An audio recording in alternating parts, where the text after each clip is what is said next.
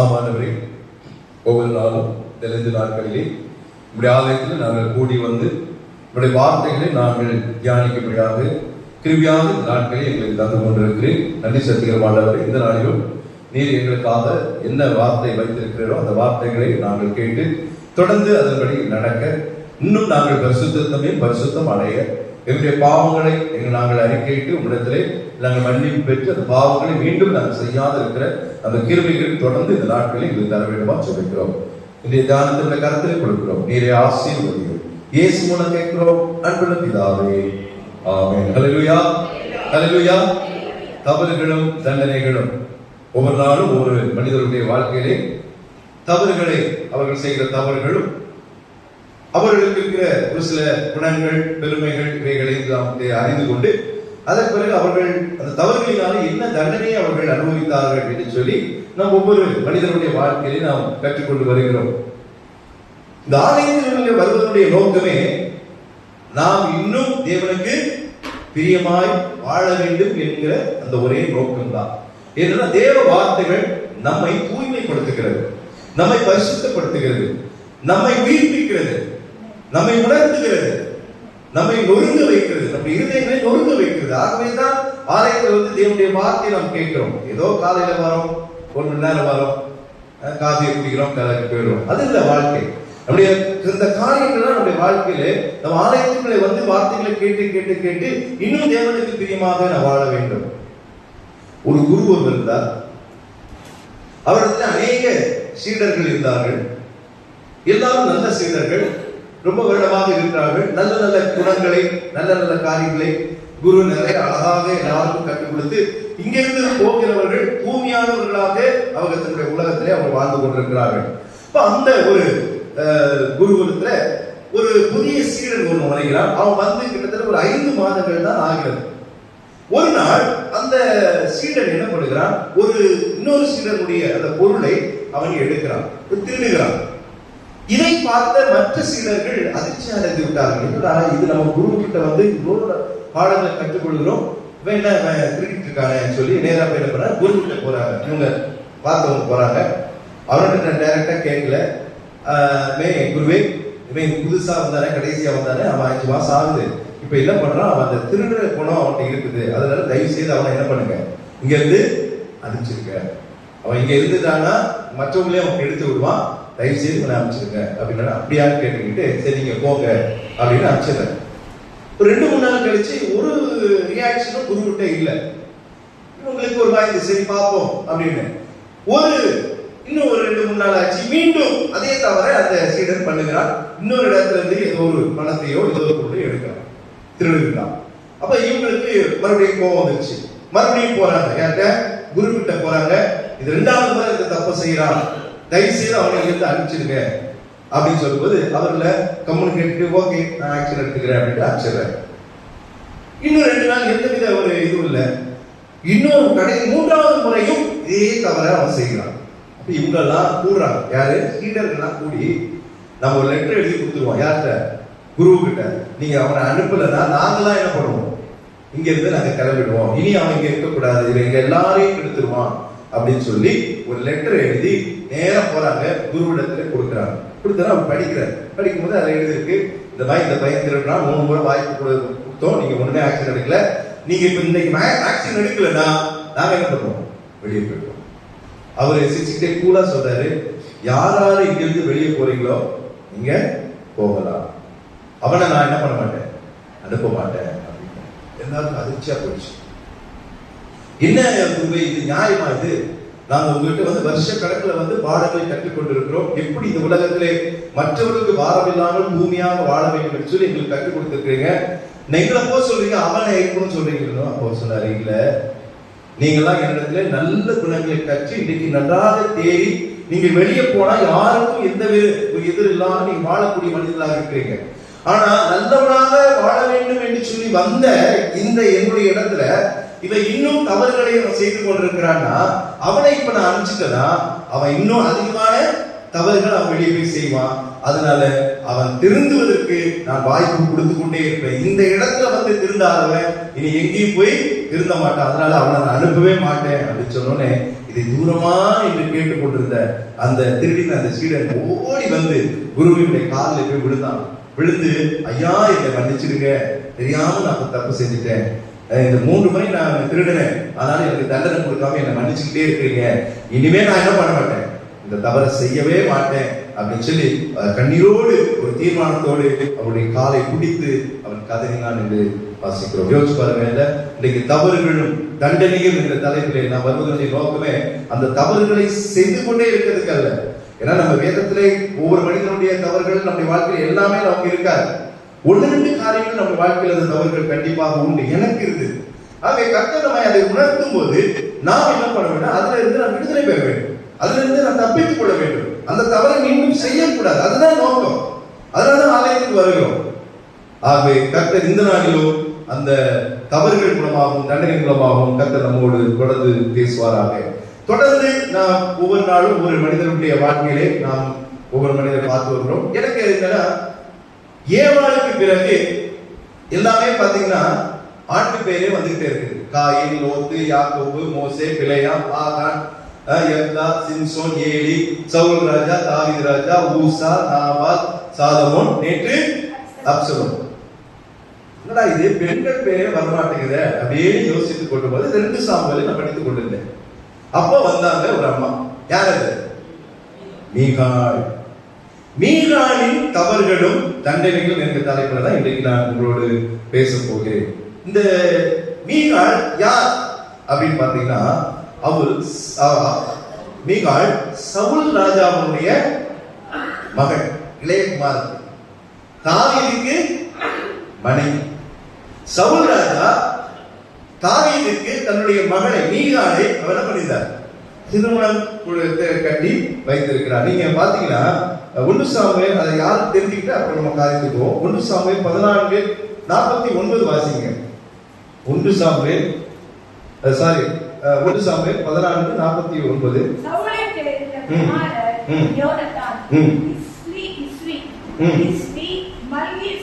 என்பவர்கள் அவனுடைய 2 குமாரத்திகளை, மூத்தவள் பேர் மோ, இளையவள் பேர் மீகாள். இளைய குமார் சவுலுடைய இளைய குமாரத்தி யாரு? மீகாள் என்று வாசிக்கிறோம். அதே 1 சாமுவேல் 18:27 வாசிங்க. 1 சாமுவேல் 18:27. அதற்கு குறித்த நாட்கள் நிறைவேறும் முன்னே தாவீது எழுந்து தன் மனுஷரை கூட்டிக் கொண்டு போய் பெலிஸ்தரின் 200 பேரை வெட்டி அவர்கள் நுனித்தோள்களை கொண்டு வந்து தன் ராஜாவுக்கு மருமகனாகும் படிக்கு அவைகளை ராஜாவுக்கு எண்ணி செலுத்தினான். அப்பொழுது சவுல் தன் குமாரத்தியாகிய மீகாளை அவனுக்கு மனைவியாக கொடுத்தான். பாத்தீங்களா? அப்போ தாவீதுடைய முதல் மனைவி யார் தெரியுமா? மீகாள். அதுக்கு பிறகு அவர் நிறைய மனைவி கட்டினார். ஆனா முதல் மனைவி மீகாள். எப்பவுமே பெஸ்டா இருக்கும். அதுதான் வேதத்தின் அடிப்படையில் சரி, நம்ம வாழ்க்கையிலும் சரி. ஆனா இந்த மீகாளுடைய வாழ்க்கையிலே எவ்வளவோ பெரிய பெரிய காரியங்கள் எல்லாம் செய்ய வேண்டியவள் தன்னுடைய தவறினாலே தேவனிடத்தில் அவர் தண்டனை பெற்றாள் என்று சொல்லி நாம் வேதத்திலே வாசிக்கிறோம். அதை தான் இன்றைக்கு நாம் பார்க்க போகிறோம். நீங்க பாத்தீங்கன்னா இந்த மீகாள் தாவீதை மிகவும் நேசித்தார், தாவீதின் மீது மிகுந்த அன்பு வைத்திருந்தார். ஆகவேதான் சவுல் ராஜா இதை அறிந்துதான் தாவீதிற்கு மீகாளை அவனை திருமணம் பண்ணி கொடுக்கிறதை நம்ம பார்க்கிறோம். அவருடைய நல்ல குணங்கள் என்று சொல்லும் போது அவள் ரொம்ப ஒரு பக்தி வைராக்கியம் உடையவள், கர்த்தரிடத்திலே பக்தி வைராக்கியம் உடையவள். அதே நேரத்துல ரொம்ப தைரியமான ஒரு பெண். சவுல் ராஜாவுடைய மகள்னா சாதாரணமா இருப்பாங்க, ரொம்ப தைரியம், அவன் நல்ல துணிந்து செய்யக்கூடியவள். அதெல்லாம் நல்ல குணங்கள் அவளிடத்துல. நீங்க பாத்தீங்கன்னா 1 சாமுவேல் 19ஆம் அதிகாரம் 11-12 வாசிக்கும் போது சவுல் தாவீதின் மீது கோபம் கொண்டு, நம்ம வேதத்துல அது ஏற்கனவே நம்ம படித்திருக்கிறோம், சவுல் மீது பொல்லாதாவி இறங்கி தாவீதின் மீது அவர் ரொம்ப கோபமாக இருந்தார். ஏன்னா பெண்கள் தான் சேர்ந்து சவுல் கொண்டது 1000, தாவீது கொண்டது 10000 என்று அந்த வார்த்தையை கேட்ட மாத்திரத்திலே சவுலுடைய உள்ளத்திலே இருதயத்திலே ஒரு பொல்லாத ஆவி அவனை அலக்கழித்து தாவீது மீது ஒரு பொல்லாத ஒரு எண்ணத்தை கொண்டு வந்தது. அது முதல் அவன் தாவீதை எதிரியாகவே நினைக்க வைத்தான், மருமகன். ஆனால் எதிரியாகவே அவன் நினைக்கிறதை நான் பார்க்கிறோம். என்ன நடக்குது, ஒருமுறை அவனை எப்படியாவது தாவீதை கொன்று விட வேண்டும் என்று சவுல் அதிகமாக அந்த பிளான் பண்ணி செய்யும் போது அங்க அவள் மனைவி மீகாள் தாவீதை தன் தகப்பனிடத்திலிருந்து காப்பாற்றுகிற சம்பவத்தை நாம் பார்க்கிறோம். 19 11 வாசிங்க. தாவீதை காவல் பண்ணி ம். மறுநாள் காலமே ம். அவனை கொன்று போடும்படிக்கு ம். சவுல் அவன் வீட்டிற்கு சேவகரை அனுப்பினான். ம். இதை தாவீதுக்கு அவன் மனைவியாகிய மீகாள் அறிவித்து, ம். நீர் இன்று ராத்திரியில் உம்முடைய பிராணனை தப்பித்துக் கொள்ளாவிட்டால் நாளைக்கு நீர் கொன்று கொன்று போடப்படுவீர் என்று சொல்லி மீகாள் தாவீதை ஜன்னல் வழியாய் இறக்கி விட்டார். அவர் தப்பி ஓடி போனார். வாசிங்க. ஒருவேளை அந்த இடத்துல மாட்டிருந்தா கர்த்தர் காப்பாற்றுவார், அது வேற விஷயம். எவ்வளவு ஒரு இதுக்கு முன்னாடி நடந்த ஈட்டிலாம் சவுல் எரிய போதுதான் தாவீதை யார் காப்பாத்துறார்? கர்த்தர் காப்பாற்றுறது பார்க்கிறோம். ஆனா இந்த இடத்துல மீகாள் தன்னுடைய கணவனாகிய தாவீதை காப்பாற்றி அனுப்புகிறார். சவுல் எப்படியாவது உன்னை கொண்டு விடுவார், நீங்க கிளம்பி போயிடுங்க என்று சொல்லி அவர் காப்பாற்றுகிறதை பார்க்க. இப்படி நல்ல குணங்களை அவர் உடையவராக இருக்கிறார். ஆனா இந்த சவுல் இருக்கானே, அவன் தான் பொல்லாதாவி ஒன்றுக்குள்ள வந்துச்சு. பெரிய தப்பு ஒன்று பண்றான். என்ன பண்றான் உங்களுக்கு தெரியுமா? தாவீது மீது கோபம் கொண்டதுனால இவன் தப்பித்து ஓடி விட்டான். அதனால மீகால அவன் என்ன பண்ணான்? வேறு ஒருத்தருக்கு திருமணம் பண்ணி வைத்தான். இது நடக்குது. நீங்க வாசிங்க 1 சாமுவேல் 25ஆம் அதிகாரம் 44ஆம் வசனத்தை வாசிங்க. 25 44. சவுல் தாவீதை மனைவியாகிய மீகாள் என்னும் தன் குமாரத்தியை காலின் மூலனாகிய பாத்தீங்களா? ஒரு கொடுமை இல்ல? புருஷன் தாவீது உயிரோடு இருக்கிறார். ஆனா என்ன பண்ணான்? தாவீதை எப்படியாவது அவமானப்படுத்தணும்னு சொல்லி தன்னுடைய மகளை என்ன பண்ணா? இன்னொருத்தருக்கு சவுல் திருமணம் பண்ணி வைத்துக் கொண்டான். எப்படி இருக்கு வச்சுக்க. ஆனா மீகாளுடைய நேசம் குறையல, மீகாளுடைய அன்பு குறையல. அவர் தாவீதை எப்பொழுதும் அவர் நேசித்தது போல அவர் நேசித்து காத்துக் கொண்டிருக்கிறார். தாவீதும் மீகாலை அதிகமாக நேசித்ததாலே அவனும் எப்படியாவது மீகாலை தன்னிடத்தில் அழைத்துக் கொள்ள வேண்டும் என்று சொல்லி இந்த சம்பவங்கள்லாம் இதுல வருகிறது. கடைசியில என்ன பண்றாங்க? 2 பேரும் சேர்த்துக் கொள்கிறார்கள் என்று நாம் சொல்கிறோம். சரி, இப்ப இப்படிப்பட்ட ஒரு நல்ல ஒரு பெண்ணுடைய மீகாளுடைய வாழ்க்கையிலே அவள் செய்த தவறுகள் என்ன? முதலாவது ஒரு பெரிய தவறு எடுத்துமா, தன்னுடைய கணவனாகிய தாவீதை அவள் அவமதித்தாள் என்று வாசிக்கிறோம். அவமதிப்பது பெரிய பாவம். நான் பாவ பட்டியல் உங்களுக்கு சொல்லிட்டு வருகிறேன். அதுல அவமதிப்பது பெரிய பாவம் என்று வாசிக்கிறோம். நீதிமொழிகள் 14:21 வாசிக்கிறோம். பிறனை அவமதிக்கிறவன் வாசிச்சுங்க. 14:21 நீதிமொழிகள் 14:21 14:20 பிறனை அவமதிக்கிறவன் என்ன செய்கிறான்? பாவம் செய்கிறான். இங்க மீகாள் யாரா இருக்கட்டும், அது நமக்கு தெரியாத ஒரு நபராக இருக்கட்டும், தெரிந்த நபராக இருக்கட்டும், சொந்தமாக இருக்கட்டும், யாரையும் நம்ம என்ன பண்ணக்கூடாது? அவமதிக்க கூடாது. அது நம்ம ரொம்ப செய்யும். மற்றவர்கள் அவமதிப்பது நமக்கு அல்வா சாப்பிடுற மாதிரி அப்படி இனிப்பா இருக்கும், சந்தோஷமா இருக்கும். அப்படி அவமதிச்சு அவன் கஷ்டப்படும் போது அதை பார்த்து ரசிக்க அந்த சாட்டிஸ்ஃபை நீங்க இருக்கிறாங்க. தேவனுடைய பிள்ளைகளே இருக்கிறாங்க. நான் உங்களை சொல்றது, நம்முடைய கல்வாரி பிள்ளைகள் தேவனுக்கு பிரியமானவர்கள். யாரையும் அவமதிக்க மாட்டீங்க. ஒரு உணர்வு இருக்கு உங்களுக்கு. என் வார்த்தைகளை கேட்கிறேன். இது தவறு, இது பாவம் என்று சொல்லி ஆண்டவர் பேசி இருக்கிறார். மற்றவர்கள் அதுவும் கணவனை அவமதிக்கலாமா? இங்க மீகாள் தன் கணவனாகிய தாவீதை தன் இருதயத்தில் அவமதித்த 6ஆம் அதிகாரம் 2 சாமுவேல் 6ஆம் அதிகாரம் 2 சாமுவேல் 6ஆம் அதிகாரம் 16ஆம் வசனத்தை வாசிங்க. வாசிக்க கேட்ட வேத பகுதி 2 சாமுவேல் 6:16. கர்த்தருடைய பெட்டி தாவீதின் நகரத்துக்குள் பிரவேசிக்கிற போது சவுலின் குமாரத்தாகிய மீகாள் பலகணி வழியாய் பார்த்து தாவீது ராஜா கர்த்தருக்கு முன்பாக குதித்து நடனம் பண்ணுகிறதை கண்டு என்னங்க நடந்தது?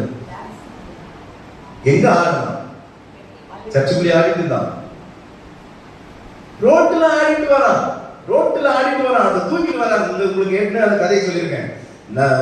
சிறைப்பட்டு போன கர்த்தருடைய பெட்டியை என்ன பண்ணாங்க? எடுத்துட்டு வராங்க. அப்போ அந்த பெட்டியை மாட்டு வண்டியில வச்சு எடுத்துட்டு வந்தாங்க. ஊசாவுடைய தவறுகள் எல்லாம் பார்த்தோம். அது அசைஞ்சது, கீழே விழுகிறமா இருக்குது. ஊசா என்ன பண்ணிட்டான்? தொட்டுட்டான். உடனே கர்த்தர் என்ன பண்ணாங்க? அவனை அடித்தான். அங்கேயே அவன் ஊசாவுடைய தவறுகளை பார்த்தோம். இதற்கு பிறகு வேற சம்பவம் உண்டா? அது என்னது?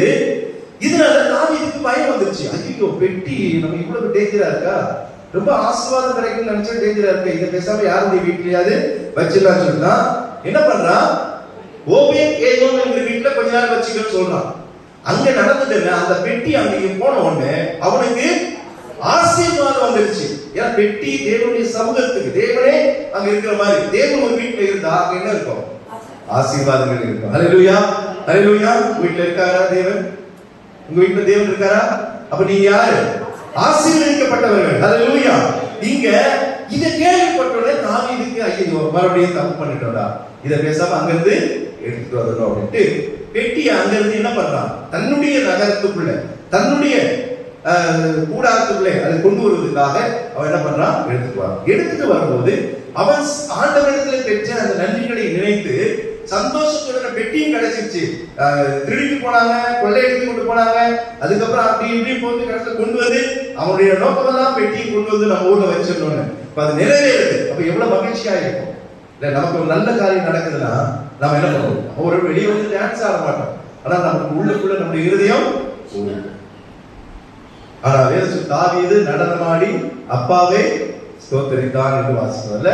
அவன் நடனத்தை, அது ஒரு பெரிய தவறு கிடையாது. ஒரு ஆலயத்துல வந்து இன்னைக்கு ஆலயத்துல எல்லா டான்ஸ் டிஸ்கோ வேற மாதிரி ஆயிடுச்சு. ஆராதனையே அந்த பரிசுத்தமே தொலைஞ்சு போச்சு.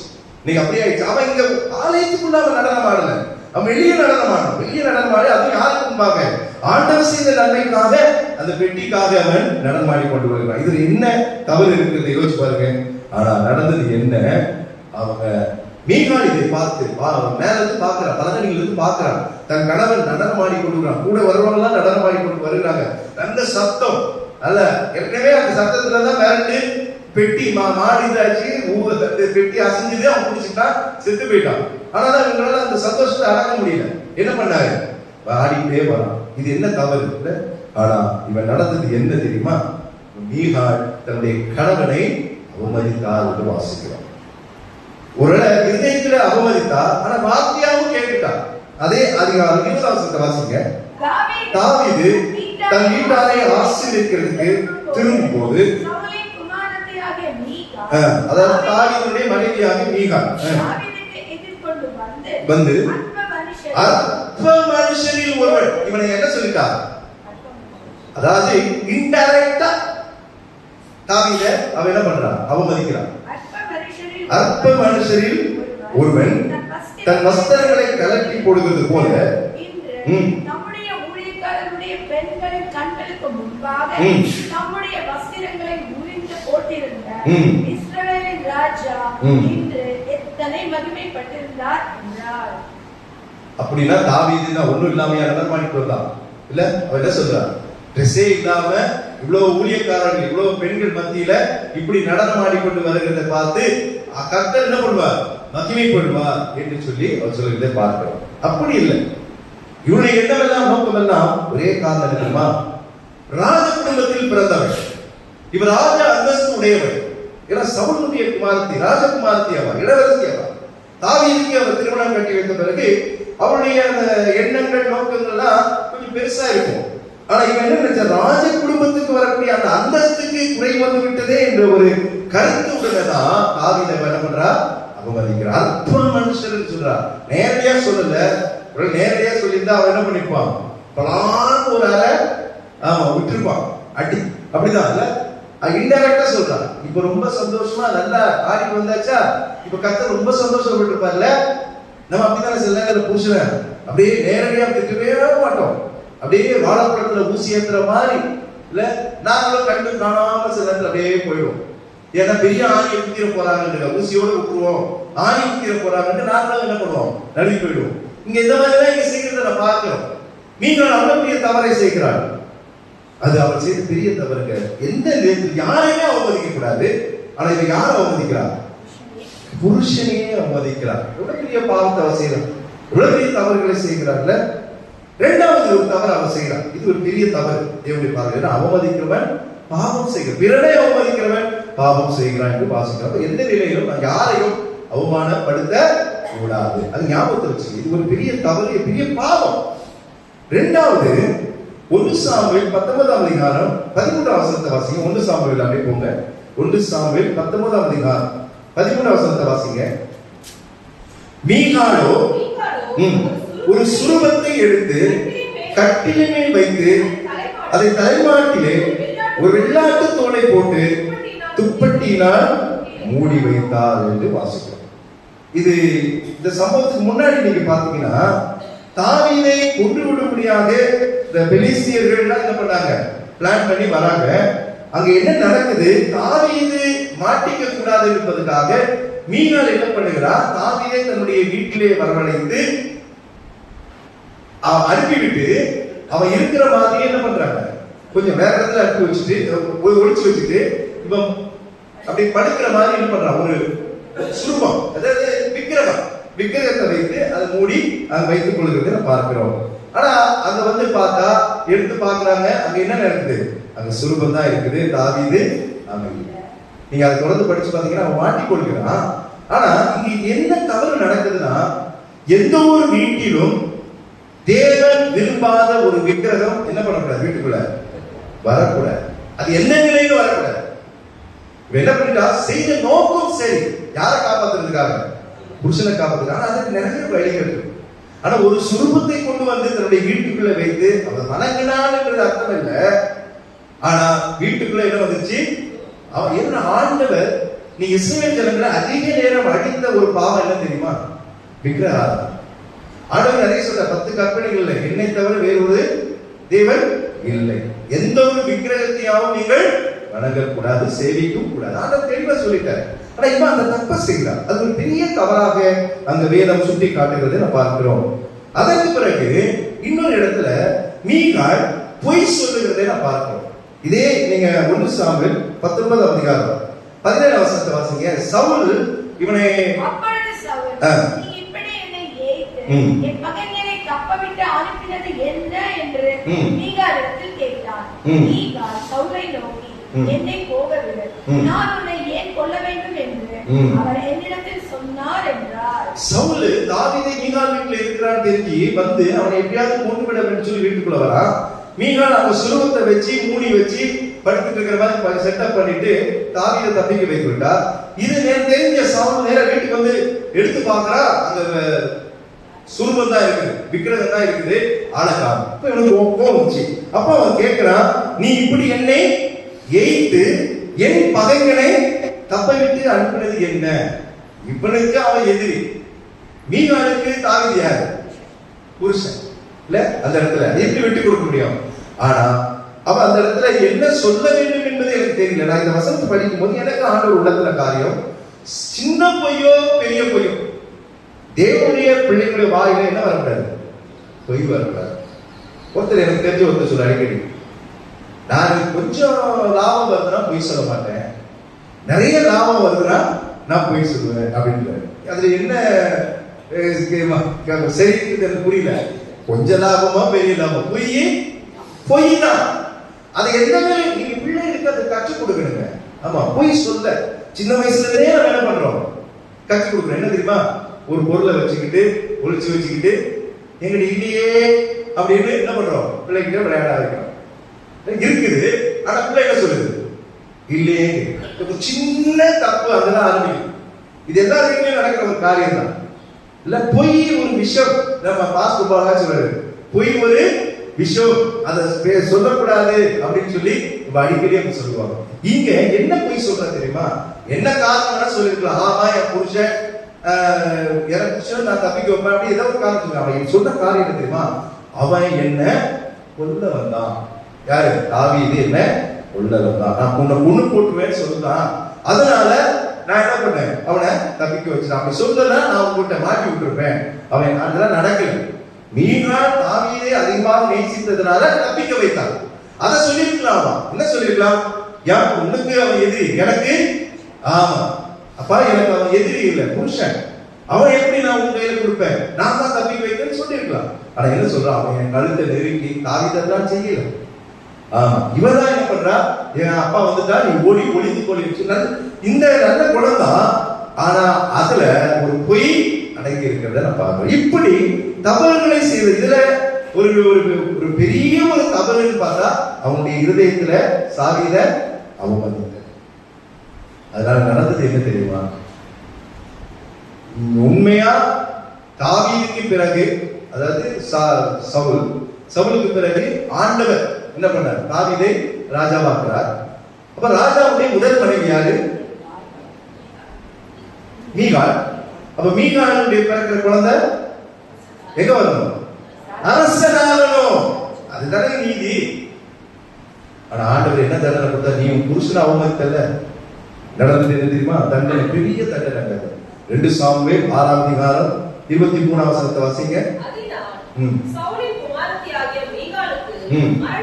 மரணமடையும் நாள் மட்டும். பாத்தீங்களா? இது எப்ப வருதுன்னா, இதுக்கு முன்னாடி சின்ன சின்ன தப்புலாம் அதெல்லாம் வரல. எப்ப தன்னுடைய கணவனை அவ அவமதிக்கிறாளோ அப்பொழுது தேவனுடைய கோபம் மீகாளின் மேல் வந்தது என்று வாசிக்கிறோம். 22 இதை பார்க்கிலும் இன்னும் நான் நீசனும் என் பார்வைக்கு அர்ப்பணமாவேன், அப்படியே நீ சொன்ன பெண்கள் கூட நான் மகிமையா விளங்குவேன் என்று சொல்லி தாவீது பதில் கொடுத்தான் என்று வாசிக்கிறோம். ஆனா கர்த்தர் மீகாளை தண்டித்தார். பெண்கள் விரும்பாத ஒரு தண்டனை. எல்லா பெண்களுமே திருமணம் ஆனவர்களே விரும்பக்கூடியது தான் தாயாக வேண்டும், எனக்கு ஒரு குழந்தை வேண்டும். இல்ல அது இல்லைன்னா அவருடைய வாழ்க்கையே இல்லாத அவ்வளவுதான். அவ்வளவு ஒரு கடினமான சூழ்நிலை. ஆனா மீகாளுக்கு ஆண்டவர் கொடுத்த தண்டனை பெரிய என்னது? மரணமடைய மட்டும் அவளுக்கு பிள்ளைகள். ஏதோ பார்க்க ஒரு சின்ன சின்ன தப்பு செஞ்ச மாதிரி இருக்கு. ஆனா ஆண்டவர் என்ன பண்றார்? பெரிய தண்டனை. அதுக்கு பேசாம மீகாலை ஆண்டவர் அடித்தார், இறந்து போனான்னு சொன்னா பிரச்சனை இல்லை. வாழ்நாள் முழுவதும் என்ன பண்ணுவாங்க?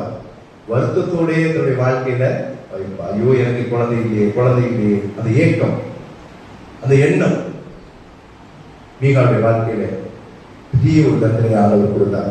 அதனாலதான் அவர் அந்த ராஜகுமாரியாக இருந்தும் தாவீதுடைய ராஜ்யத்திலே வாரிசை வழங்கும் அந்த பாக்கியத்தை மீகால் இழந்தார். அதுக்கப்புறம் தான் பச்சைபாலுடைய மகன் சாலமோனுக்கு ஆண்டவர் அந்த கிருபையை ஆண்டவர் முன்குறித்து விட்டார். இதெல்லாம் ஆண்டவர் திட்டம் இல்லாம நடக்காதுங்க. ஆண்டவர் முன்னாடியே எல்லாம் எழுதி வச்சுட்டார். யாருக்கு என்ன நடக்கும் இதெல்லாம் நம்ம மாற்றவே முடியாது. ஆனா நாம வாழக்கூடிய வாழ்க்கை தேவனுக்கு பிரியமாக வாழும். அந்த வாழ்க்கையில நாம் தவறுகளை நாம் ஒருபோதும் செய்யக்கூடாது. இன்னைக்கு இவள் அவமதிக்கின்றார், விக்கிரகத்தை வீட்டுல கொண்டு வரா, பொய் சொல்லுகிறார். இந்த 3 தவறையும் அவன் செய்கிறார். நல்ல பெண் தான், தைரியமான பெண் தான், தன் கணவனை தாவீதை அதிகமாக நேசித்தவள் தான், பக்தி வைராக்கியம் உள்ளவள் தான், தன்னுடைய கணவனுக்காக சவுலையே எதிர்த்தவள் தான். ஆனா இருதயத்திலே தாவீதை அவள் அவமதிக்கிறாள். நம்முடைய கணவனை, நம்முடைய பிள்ளைகள், நம்முடைய மனைவி நாம் ஒருபோதும் அவமதிக்க கூடாது. யாரையுமே அவமதிக்க கூடாது. அது எப்படி அவமதிக்கிறது தெரியாது. ஆனா வார்த்தைகளினாலும் செயல்களினாலும் அவ எண்ணங்களிலும் அவமதித்தார், வார்த்தைகளிலும் அவமதிக்கிறார். இருதயத்திலே முதல்ல அவமதிக்கிறார், மனசுக்குள்ள நினைச்சாலே தப்புதான். நினைச்சாலே இது செய்யணும்னு அவசியம் இல்லை. அவனை எப்படியாவது அவமானம் செய்யணும்னு நினைச்சிட்டீங்க பாருங்க, அதுவே உங்களுக்கு பாவமா இருக்கும். அது அதுக்கப்புறம் நீங்க செயல்படுத்துறீங்களே, இன்னும் பாவம் மிகுதியாகும். நம்முடைய வாழ்க்கையிலே நாம் மீகாலை போல அந்த தவறுகளை நாம் செய்யாமல் இருக்க வேண்டும். கர்த்தர் நமக்கு ஒரு பெரிய ஆசீர்வாதத்தை வைத்திருக்கிறார். நம்மை கொண்டு ஒரு கோட்டையை ஆண்டவர் கட்ட வைத்திருக்கிறார். அது சின்ன கோட்டையா இருக்கலாம், பெரிய கோட்டையா இருக்கலாம், இல்லை ஏதோ ஒரு.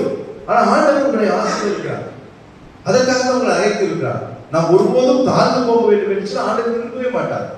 ஆனா நாம என்ன பண்றோம்? சின்ன சின்ன தவறுகள், பெரிய பெரிய தவறுகள், தேவனுக்கு பிரியமில்லாத காரியங்கள் எல்லாம் செயல்படுத்தி தேவனுடைய கோபத்துக்கு நாம் ஆளாகிறோம்.